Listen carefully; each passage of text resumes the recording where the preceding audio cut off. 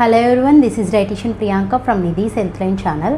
So ఒక person under వెయిట్లో ఉన్నారు, నార్మల్గా ఉన్నారు, లేదంటే ఒబీస్లో ఉన్నారు, ఓవర్ వెయిట్లో ఉన్నారు అని మనం ఎలా ఐడెంటిఫై చేస్తామంటే, ఒక పర్సన్ హైట్ అండ్ వెయిట్ని బట్టి మనం బిఎంఐ అనేది క్యాలిక్యులేట్ చేస్తాము. ఎప్పుడైతే ఈ బిఎంఐ అనేది 18.5 బిలో ఉంటుందో దాన్ని మనం అండర్ వెయిట్ కింద కన్సిడర్ చేస్తాం. ఎప్పుడైతే బిఎంఐ 18.5 నుంచి 24.9 దాకా ఉంటుందో వాళ్ళు నార్మల్ అంటాము.